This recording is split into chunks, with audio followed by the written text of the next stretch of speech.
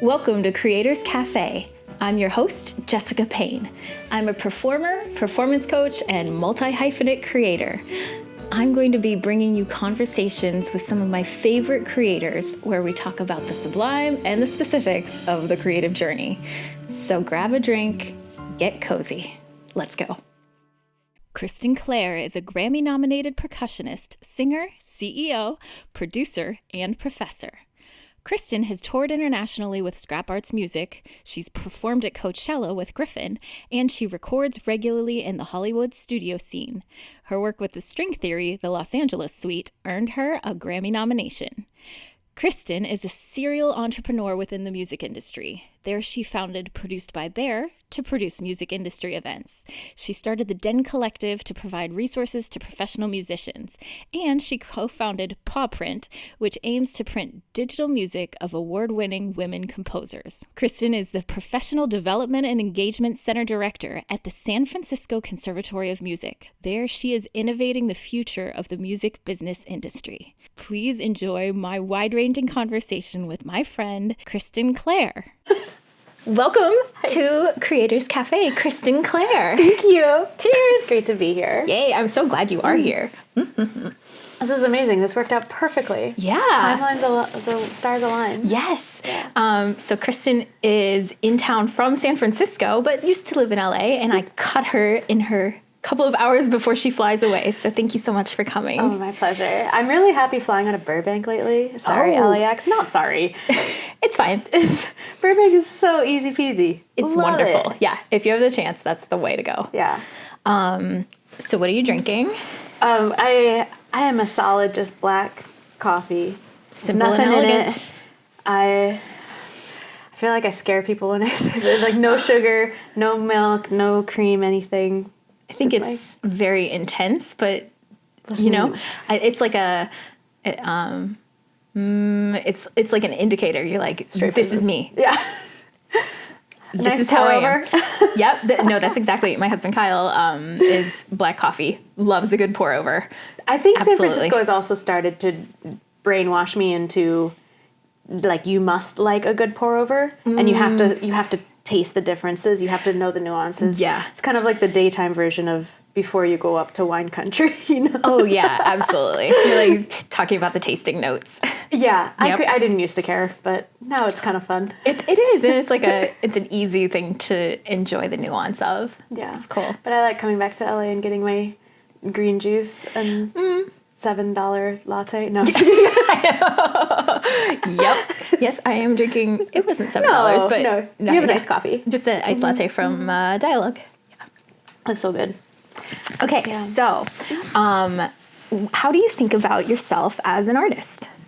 What an interesting term right now, artist. Yeah. I mean, I think an artist can be anything within creativity. I think truly we are all artists. Yeah. It's whether or not that's like on your degree Oh yeah. paper or not, or in your LinkedIn profile or whatever, or in your Instagram. But I mean, within the traditional sense, within artists, you know, so I'm a trained percussionist, so I play drums and percussion, marimba, and I own a few startups within the music industry space, and I am now the director for professional development at San Francisco Conservatory of Music, and there's a longer title, but it's very long. So I get to work with students on helping craft and build and launch their careers and dreams, and that's so inspiring.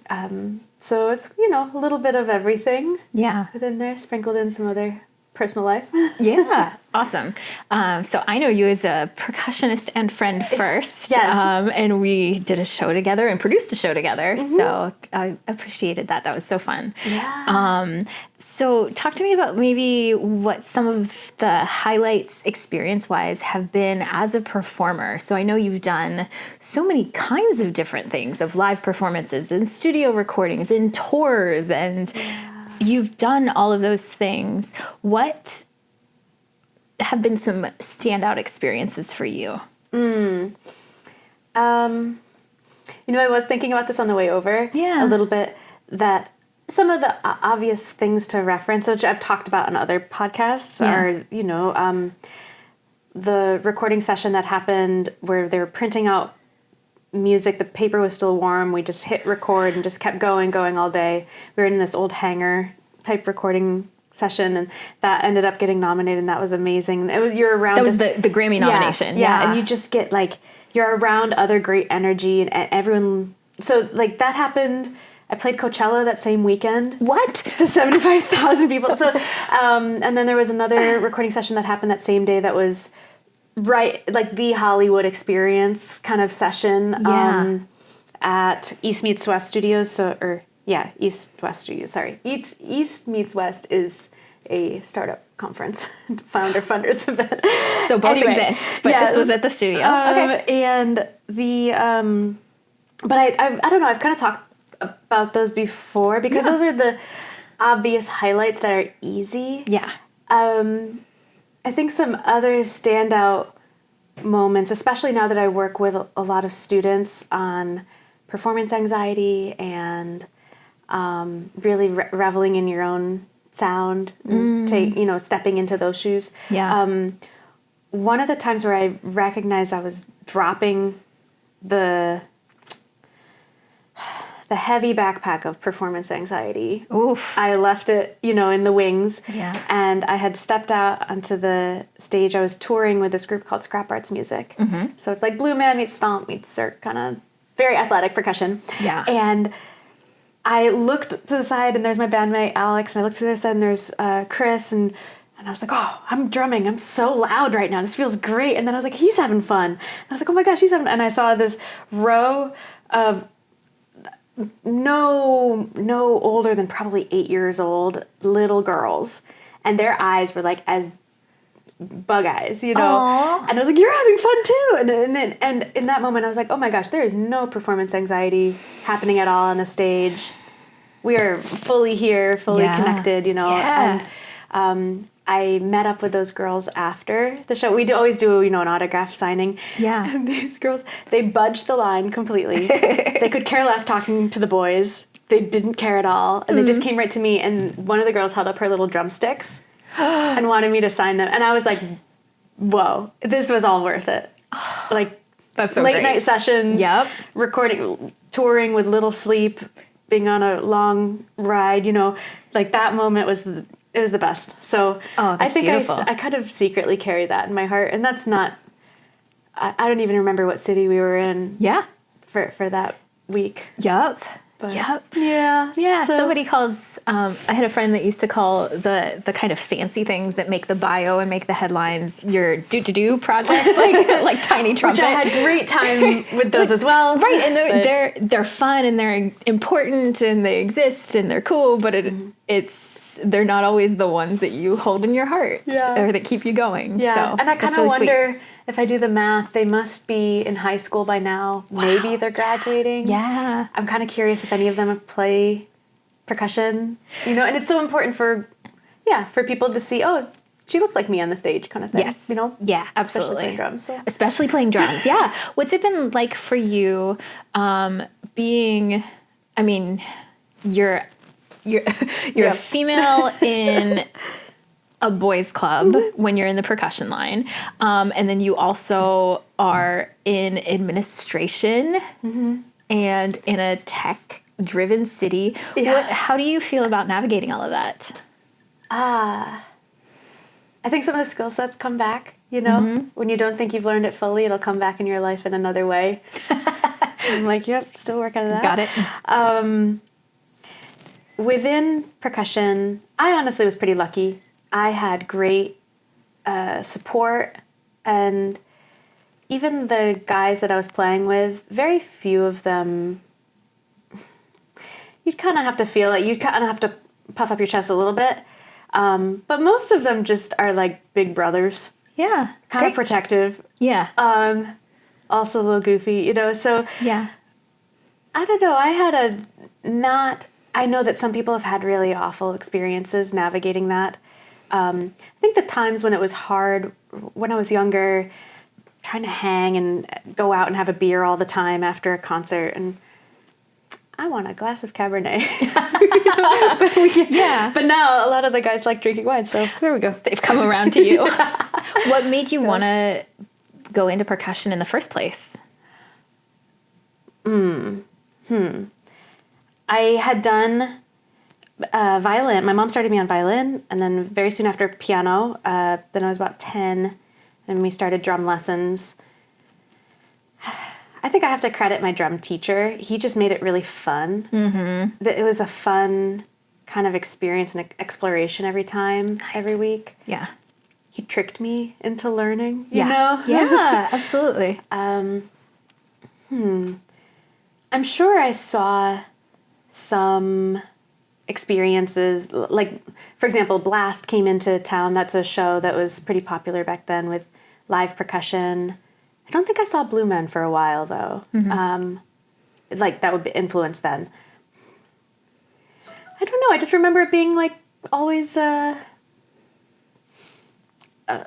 fun adventure, and drums seemed really cool to hit very loudly, but I was so meticulous that there were so many other options, too, you know, orchestral percussion, and once I started finding marimba, that was pretty much it. Yeah, marimba's like your love, right? Yeah. Yeah. How, because I remember going to your home, and the marimba is, if somebody doesn't know, it's the size of like a large sofa. Yes, yeah. You giant. can have a couch or you can have a marimba. Yes.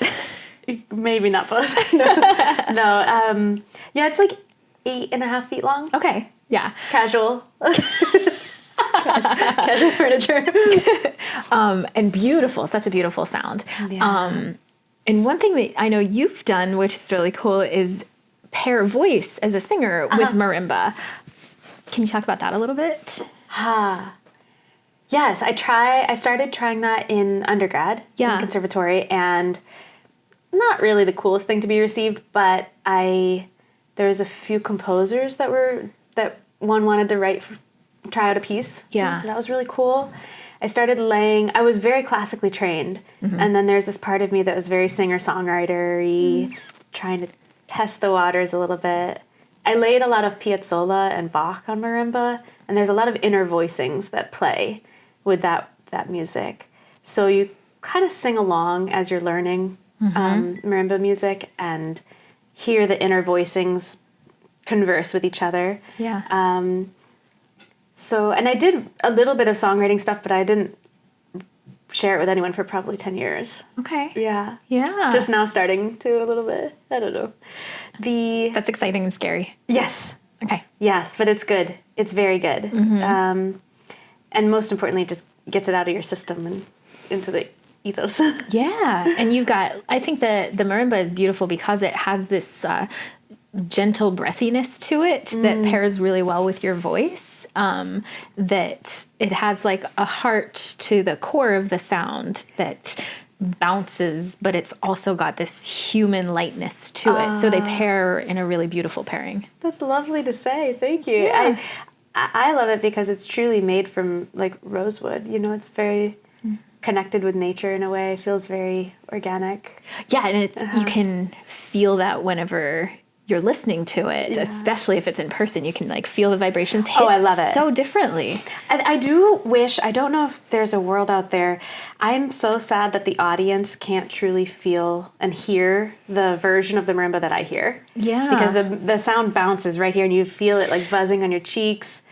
It's so, you can like swim in it. And I don't know, it just doesn't do it justice. Mics can't fully capture that.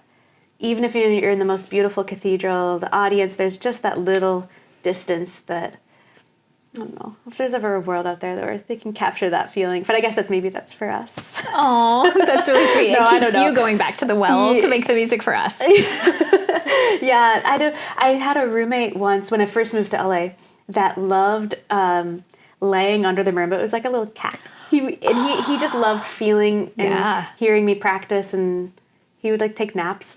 That's so so beautiful. That would be so calming. That makes a lot of sense. Yeah, he loved it. Huh. So maybe that's the closest thing. I just need audience members laying under the instrument. It's a full immersive experience. Yes. Under the marimba. Yes, yeah. I love it. So then you took kind of your individual love for creating and being in shows and being in performances, and you've become, I mean, now you're a leader in the art space, definitely. Aww. But kind of in those middle steps, you did some live producing, you started to come up with your startups, you created shows, you brought people together. What took you down that collective path? These are already great questions. I'm humbled by it. I think you could relate to the similar feelings that, we in the arts, we don't operate in a vacuum. Mm-hmm. We're always collaborating with other people. Many people have different projects or ideas. Like we talked about briefly earlier, that if an idea isn't going to come in through you, it's going to come in through someone. And sometimes those ideas have to have a few more people to come together as a team to make it really happen. So I think I'm pretty big on the collaboration side of things. And I guess as I started to build out more with the production company, it was easier to make the things happen on the stage that you envisioned if you had a team, and if the team also believes in what you're up to, it's super fun. Yeah. Very rewarding, very hard, not easy work, producer land, but you're worth it. Oh, that's awesome. So that kind of took you to the Produced by Bear. Why Bear? What is Produced by Bear? I do hope that people understand I'm not just like weirdly obsessed with bears. I mean, maybe now I am. Yeah, right. It's By default. Yeah, it has to now be. you've developed it. All my office is filled with stuffed teddy bears. Aww. Because everyone, will give me a present or something. I'm not going to throw out a bear. Every bear is such a gift. It's such a they're all so lovely, and each bear has a different personality. Anyway, but I kind of look like a crazy person in my office. I have too many bear things. But my nickname in conservatory was Claire Bear, one of my nicknames, and my last name. And I wanted to create something that was, something that other people could also feel proud working under. It wasn't just, my own name. It had its own life and breath, and proved to be pretty helpful because then branding kind of unfolded for itself. Yeah, totally. And now it's kind of fun to, my team will send like bear spotting photos, or if we see a bear somewhere, it's goofy, but it has its own little cheeky personality. Bear has its own personality. Absolutely. Yeah. That's cool that you created something, and it's kind of in the way of like a writer who creates a character, like it has taken its own momentum in life. Totally. That's not just you. Yeah, totally. At one point we were thinking about creating a Twitter account for Bear, like I guess X, I don't know, whatever. I don't even know. Yeah. Sorry, San Francisco. but it, where Bear was like commenting on its musical career. Oh. We don't know the gender of Bear. We don't need to know. Bear is its own thing. Yeah, it's just Bear. Yeah, but Bear had a path, and maybe we still will someday.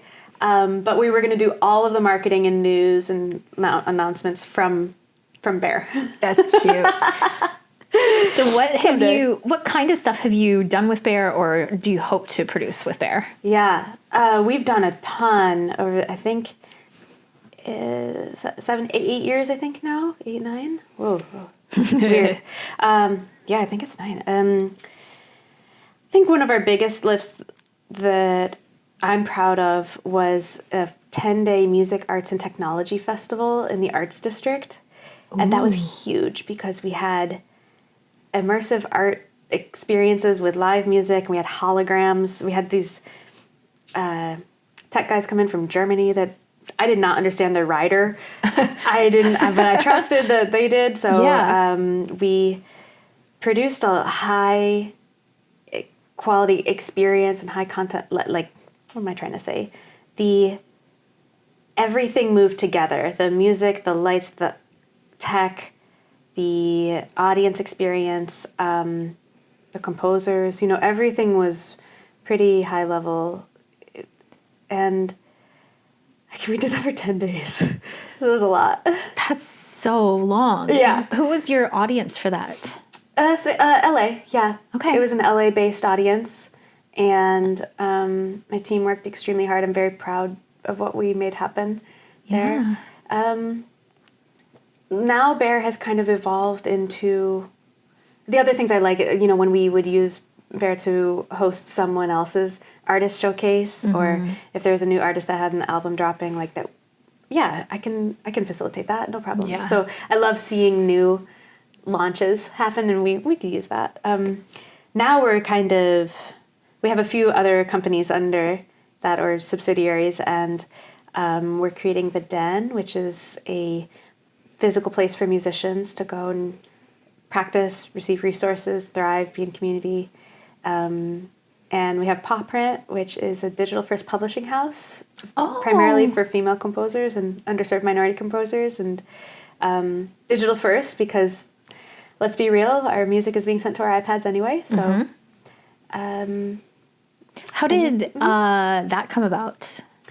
most of my startups are frustrations. Yeah, so you're scratching your own itch, kind of. Yeah, kind of. For the industry. Yeah, when I see, there's a lot of amazing competitions that happen now with new composers. The composer wins. It's great press. And then the premiere happens, and then it sits on a shelf. The score, and I want that score to fully get to reach other, if it's orchestras or ensembles. And we did it's obvious research that female composers did not get the full support of male composers traditionally to get published, especially throughout history. Some of them published under pseudonyms, and others, their music was lost. Some of the music is now being discovered, and we want to get it back in print. And I guess it's not just female composers, but obviously that's where my team relates to most.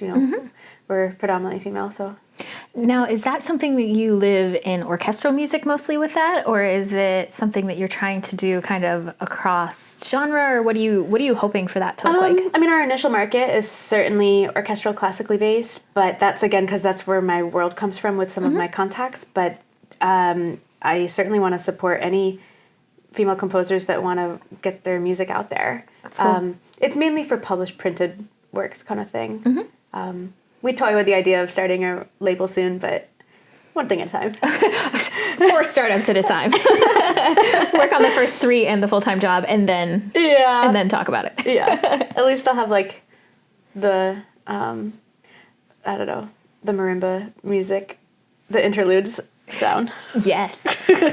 So, and then with The Den, I know you were starting to realize the physical space when COVID happened and you had to pivot. Gosh. So what did that look like? I don't advise this for any founder. We pivoted in about 4 days. Wow. Not suggested. Yeah. Also, don't launch a company on April 1st. Even your mother will think it's a joke. So, oh no! Because they ever thought it was April Fool's Day, and I was like, no, this is real. This is real. So, it's fine. It's That's fine. so funny. It's a very easy date to remember now. Yes, for you got it. Our anniversary. Forever. A lot of the musicians, obviously, COVID happened, shut down tours. I watched my inbox go from like, this is canceled, and I was like, cool. So my summer is done, and now we know fully what unfolded. We had a lot of some of my Broadway singer friends that were suddenly out of work. A lot of touring friends, recording artists, everyone. So essentially, we pivoted to be an online platform for musicians to hop on, be able to run their own private studios through our platform, and then on the back end, I wanted to make sure that they were supported. So I brought in entertainment lawyers, mental health professionals, real estate agents, anything outside of the practice room. Like, what do we need to actually? We've already done our 10,000 hours. Like, we're still practicing, but we've done a good bit what else do we need? Yeah, in the order- support team. Exactly. So that's still the vision within a physical space, is to be able to support our music community. Because if they're more well supported, they can go out and support larger communities, the way that we should be. That's beautiful. Oh, I love that. Yeah. Well, I don't know. It's it sounds lofty, but when I say it in that kind of way, but that is something I genuinely believe, that, I think music is here to support larger communities, but it only can happen if we are more supported, So we're on this funny little rock that's spinning around, and let's just go hang out at Rugby Island. So on our break, we were talking about what I would do if I could do anything. Yeah. And there's lots of answers, but one includes making a lot of my projects. And we found that we have a shared love of rugby.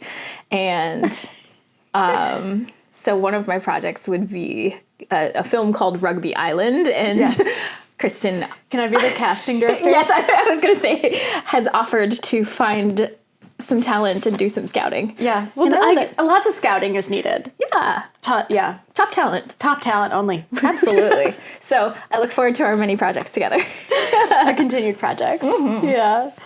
Yeah. I really love rugby. Funny enough, because when we watch the teams go at it, like that, they lift each other up and they hug each other and barrel at each other.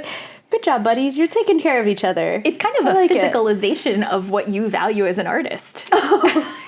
Is that why I like rugby? I'm sure that's the only reason. That's the only reason. Excellent. Teamwork. It's the teamwork. Nice. So that project is in our future, hopefully. Mm-hmm. So that's good. Produced by Bear. I would totally watch Rugby Island. I think it'd be so much fun. I'm unsure what the goal would be, but I don't think that the goal is entertainment. Yeah. It's about the journey. The journey, not the destination. Yeah, exactly. So along with rugby, we also talked about both of us recently reading Rick Rubin's book. Oh, yeah. So what did you take out of that you loved? Oh, my gosh. Pretty every other page, they kind of were confirmations for me. Yeah. The click of I knew this, but now I've... That feels good to know that I wasn't alone in thinking this sometimes. Yeah. I also am of the mindset, kind of like I was sharing, none of our ideas are our own. Mm-hmm. They're coming from somewhere else. Whatever spiritual background or version or language you want to use to try to explain that, that, like I said, if it doesn't come through you, it's going to find a portal somewhere. It's going to find some way to exist. That's why so many songs, I was going to write that song, or, oh, that's a lyric I was thinking of. And it's like, well, but you didn't. And so it needed to find somewhere else. Something about this, there's a time for things. And so many people are working separately on similar things. That happens in science too, that completely different labs will be days or hours away from the same discoveries that they've been working on completely independently. And we see that in the arts too. It's fascinating. Oh yeah. It's so fascinating. It's tough because sometimes when you're composing, or not me necessarily, but when I hear friends composing, it's kind of unexplainable how similar trends will come. Even for me, I'm thinking West Coast, East Coast, some New York sounds and some LA sounds. Some albums are kind of interestingly similar, even if no one on the album is the same. Not even an audio engineer, producer, or a mixer. Yeah.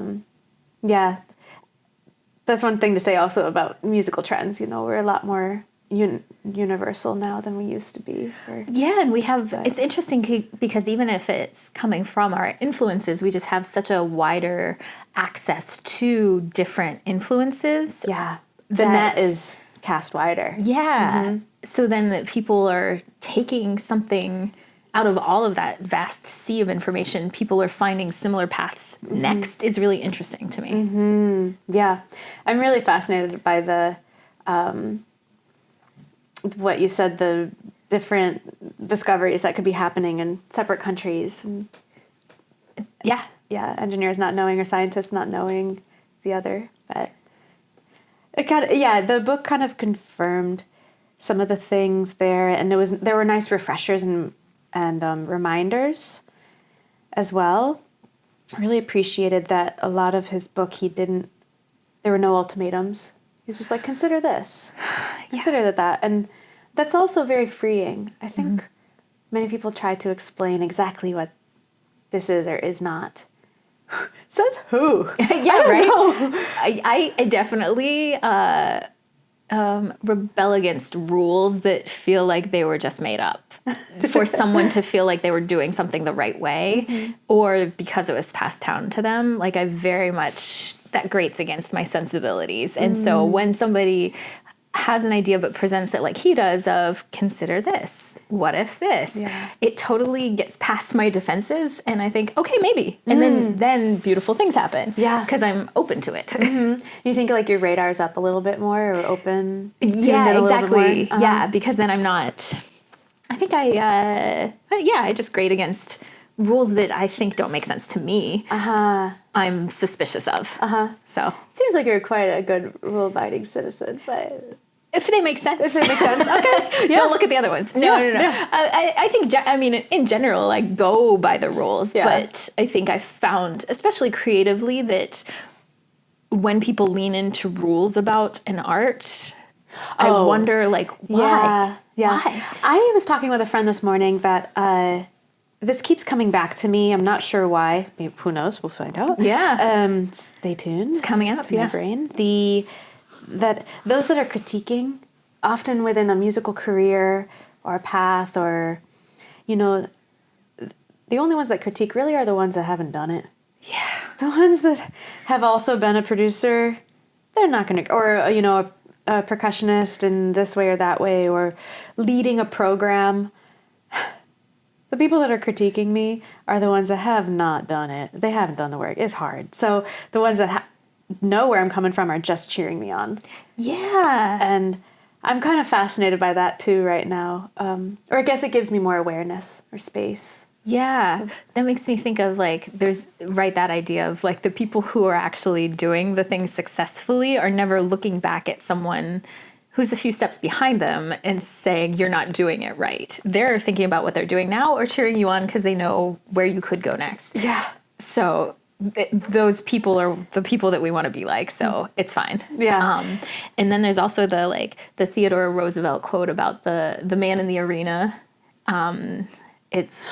I'll link it in the show notes. I don't know it by heart, but it's that Brene Brown also talks about it. But that idea of, like, I want to be the person in the arena. The critics are sitting in the stands and saying, like, why you're doing everything wrong, but I want to be the person that's in there doing it and, getting bloodied and knocked over and choosing to keep going. I want to be that person that's in there doing the thing. And I feel like a lot of the time, the people who are setting guidelines and rules and, like, really strict control of things feel like those outside observers to me, not the person that's doing the thing. Yeah. So, I talk with my students about this a lot, actually. Performance anxiety or beyond, just how they're navigating their beginning music careers. And I love I also came from a sports world, so I played a lot of basketball, all different types of sports, but I use the basketball analogy pretty often because I'm like, okay, you're on the court. Who else is on the court with you? You're the one bouncing the basketball. Don't listen to, the ref is there to guide you on occasion. Your coach is there, your teacher is there to kind of cheer you on, but don't listen to the heckler in the stands. You can enjoy the cheerleaders as they're there, but, like, that sports commentator is not bouncing the basketball right now. They don't know your teammates, who you're going to bounce to, and trust your teammates, and just kind of that analogy of, like, are you on the court? Who's on the court with you? Exactly. Is that naysayer bouncing the basketball with you? No way. That's why they're out in the stands. Yeah. And maybe you'll read their review the next day, but not for you to listen to right now. And so kind of on the court or on the stage, similar translations. Yeah. But, like, let's put, when I tell my team, let's put it on the court, I kind of mean, like, let's have some real examples of it, and not not just these hypotheticals all the time, or listening to critics, I guess. Yeah. Yeah. And there's like, of course, value of stepping back and reviewing what happened and what you can do better for next time. You can't and do what that went during well, the music. But you can't think about that in the moment. No. Yeah. You just gotta be enjoying it. So before we move on from Rick Rubin, what was the quote that you liked of his? I don't remember it, but I thought it was really good. He said, "The seed that doesn't get watered cannot reveal its ability to bear fruit." And I love that it says doesn't bear fruit. It says it doesn't reveal the ability, the possibility, like that you have the possibility to thrive. But if you're not watered, we don't even know if the ability or the possibility is really fully there. I really appreciate that. Right, because it acknowledges that not everything's going to work out. Yeah, but it's not saying you're promised to, like, produce a bunch of, apples and oranges. Yeah. Maybe you're a lemon tree. But we won't know unless you're watered. Avocado. Oh, nice. I love coming back here and having avocado toast. They're so good. Anyway. Yeah. But yeah, I think that quote also rings true for a lot of the things that I want to build with the band, like, I just want to be able to provide better resources for my music community because the possibility of them being able to thrive, like, that is so important. Your eyes light up when you talk about that. I love it. They do. Yeah. They kind of sparkle. Yeah. I guess, it's pretty true then to my heart. Yeah, absolutely. He also had a quote that I liked that was about the creation process, which rang very true, especially kind of like when I was, there's a specific TV pilot that I've been working on recently, but it's had so many permutations. And he talks about sometimes you just need the quantity to figure out where the quality is. And, so he's been talking about like, you might need to do 500 drafts to find out that number 6 was the best. And yeah, I remember a teacher said to me once, do a high volume of work. And I was like, how do I know like what my sound is? And he was like, do a high volume of work. Yeah. And it kind of just is the argument of, put in the hours but and I think a little bit also of trust the process. But yeah, isn't that beautiful to then know that draft 6 was the one? Well, and then you've got the breadth of work so you can recognize it yourself. You don't have to trust someone else's opinion of it. I think it's really nice too. Yeah. There was a recent study actually that a college professor had half of the class, it was photography, and they had half of the class, their entire grade was based off of one picture at the end of the semester. Yes. And the other half of the class, it was all product work. And it was just they had to produce as many pictures as possible, and they got graded on the quantity of work, and the other one got graded on the quality. And across the board, like, all of the blind judges agreed that the quality of the final work submitted by the group that had taken more pictures was eons better than that of those who had just tried to make one perfect picture. And I thought that was such a cool encapsulation of this idea. Sometimes you just have to do more and trust it. Yep, totally. Yeah. And it kind of breaks down I'm a recovering perfectionist, Yeah, and it's hard to find the way to, like, not work too hard, but allow yourself to do a lot of work. But I think when you just do a high volume of work, you start to not care less, but you're just like, all right, next. And you don't carry so much weight or meaning into the one thing that needs to be that needs Just to work. this way. Yeah. Okay, if it doesn't work, it's fine. Yeah. There's another one already happening. Yeah. Yeah. So with your work at the conservatory, what are you most excited about now? Oh, gosh. I was just about to make a joke, and I was like, don't make jokes. You're allowed to make a joke. It's fine. I'm not excited about grading. No. Oh, I taught college for 8 years. Yeah. I'm super not excited about grading. It's fine. Does it have a place? Yes. Is it overused? Oh my God, yes. Yes. Does it actually fully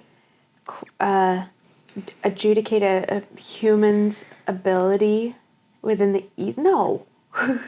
That's crazy. And also within the music community, you know, a lot of musicians, we are often statistically have other learning modalities more than, that's why we wound up in music school. And so it seems kind of silly. Anyway, I'm getting on a rant. It seems silly to have grades be that thing, but I'm also the department head, so I have to say that grades are important. Yeah. But with that, I'm very excited about, so the other side of, you know, our music industry is the folks behind the scenes that make it happen.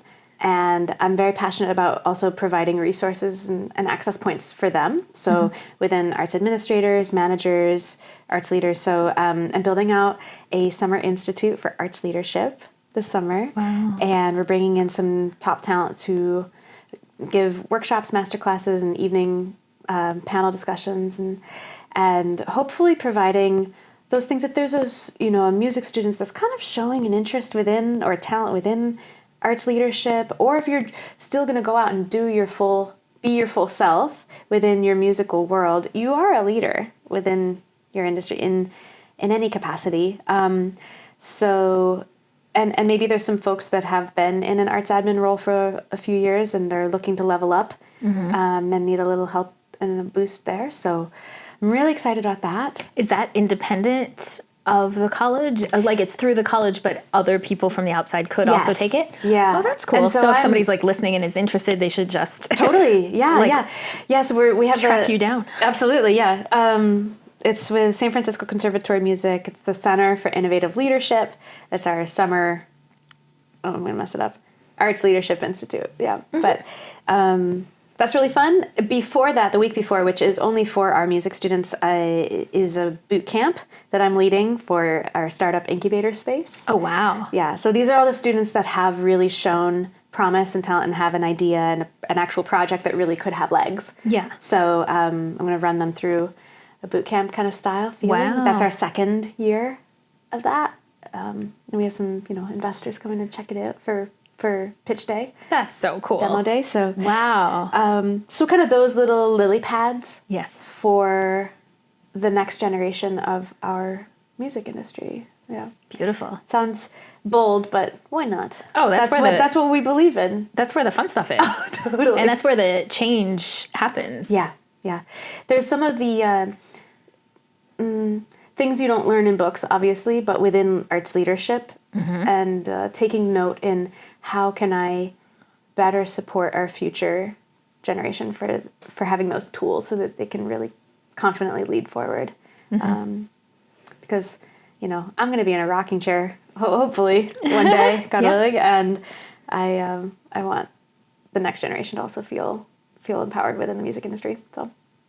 So that's pretty cool. Yeah. All right, I wave a magic wand. What are you doing?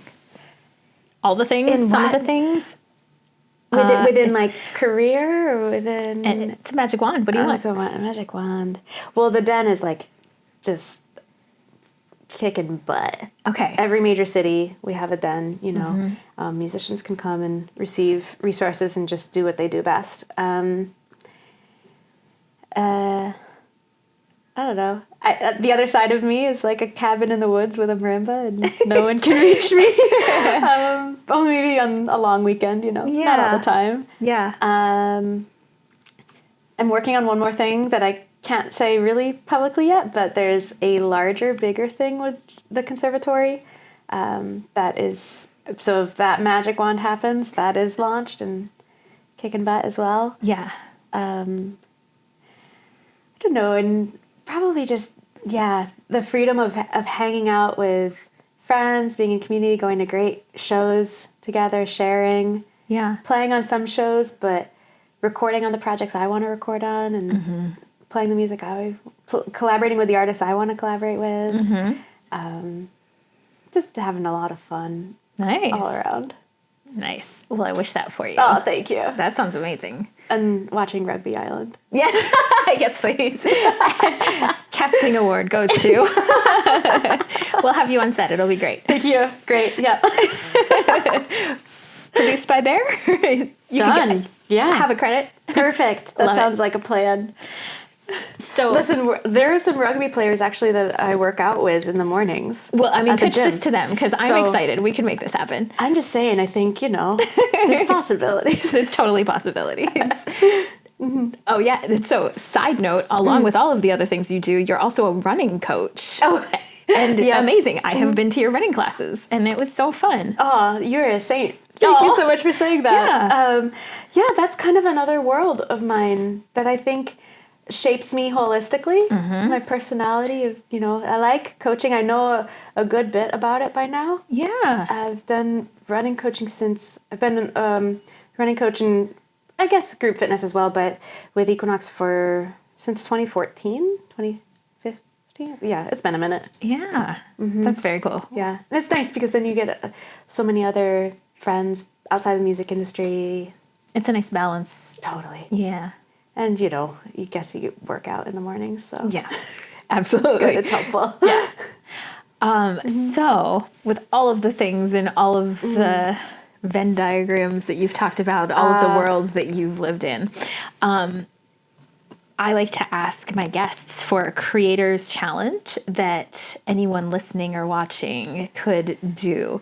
What is your creator's challenge of something that someone who is interested in any aspect of what you do could just do easily in 10 minutes with the resources they already have in front of them? I had a great idea and I forgot it. But let's think. Okay, let's think. Yes. Well, there's kind of two things, within the Venn diagram. I like to work with my students a lot on building out their ecosystem, so to speak. So, we are 1 degree of separation, or we are one line away, and the circles that you live in and who's connected in which worlds, and just kind of understanding your own career family tree or musical family tree or, your own ecosystem. Yeah. And then I think within that, maybe I would encourage if there's a project or a thing you want to do or launch or open or that, you picture who it's for. And I dare you to have a full conversation with that person. And you can do it in the shower or in the mirror, or when you're driving. I have a lot of pretend conversations all the time. Luckily now we have earpods, so it looks like you're on the phone. But, maybe have a conversation with the person that's coming to your album drop party, and you just finished your set, and you come over and you say, thanks for coming, and make it real. It's already real. We just happen to be a few months early to the party. So it's kind of like the girl with the drumstick. You're saying she's my audience for that show. I'm going to have that conversation with her before it happens for real. Yeah. Who knows? Yeah. Who knows what's possible? So we're talking to our audience for Rugby Island. Yeah. I mean, we're at the red carpet. It's the Chinese theater. Beautiful. The entourage comes in of the cast. But I think something about that, Yeah.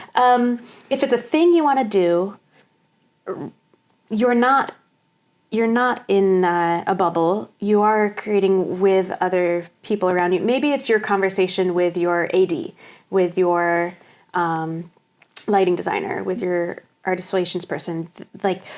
The thing that you're doing or the audience you're making it for, have the actual human conversation and just see where that conversation leads in your daydream mind. Because you might find out something else, maybe there's a need that this member of the den is really looking for. They check in and I say, oh, welcome, we've got daycare on this side and a cafe over here. And he's like, I need to record this track by 3 p.m. today. And you're like, oh, yep. And the recording, and and pretend like you have that full conversation. I've done this so many times that's where you also start to find your loophole, or you can poke holes in your own. Yeah, so you're doing the quality testing. Kind of, yeah. Yeah, a little pressure test. That's cool. Yeah. I love this. Okay. And it's fun. Okay, so your creator's challenge is to visualize and actually have that imaginary conversation with the person you would be talking to if this happened. So somebody that's in the audience or somebody that's on the team or somebody that's a client, assuming it works out and just see where that conversation leads. Yeah. I love that. Yeah. Great. Yeah. I think that would be my challenge, my creative challenge. Yeah, that's perfect. I think that's really, really good and helpful. I also like your idea of like creating the diagram of your creative family tree. You know, within the LA scene, it's really easy to feel alone at times. Totally. But then if I am watching TV and I think about that creative tree, I realize there's so many things that I'm watching. I'm 1 or 2 or 3 Kevin Bacons away from that person. You know, and we were talking at lunch of like the show that we did together. You know, some of the people that were in that show have gone on and done some pretty amazing things already. Mm-hmm. And some of them I've worked with since then. And, you know, we never know where things are going to lead, and just that we are a little bit more connected than we realize. Yeah. Yeah. I think sometimes when I was in LA feeling alone, I was also very overwhelmed. I was alone and overwhelmed at the same time. Like you're always around people and you feel alone. Yeah. And I was like, it's no fun, because then you don't feel like you're a part of the ecosystem, and you are. Yeah. We're all a part of this. Yeah. So it's just like reminding yourself that you are part of the ecosystem. Yeah. I really like that. And where can people find you? I don't know. Google me if you can spell my last name. No, my last name easy to say, hard to figure out. Yeah. No. Yeah, pretty much on my website, kristenklehr.com, produced by bear.com. My Instagram handle is my name. I did kind of luck out there. Oh, you did? Yeah, so that's pretty good. I think probably there. You can reach out and say hi. Nice. Anytime. Beautiful. And I'll put stuff in the show notes so people can find links to you and everything. Well, thank you so much. This was wonderful. Thanks for coming. Thanks for having me. Cheers. Join the community and share your creative challenges on Instagram and Facebook at Creators Cafe by Kika Labs. And also check out my website, kikalabs.com, KIKALABS.com, to sign up for the mailing list so you always know when a new podcast is released, and to check out my coaching and digital courses to help you be a more confident and joyful creator.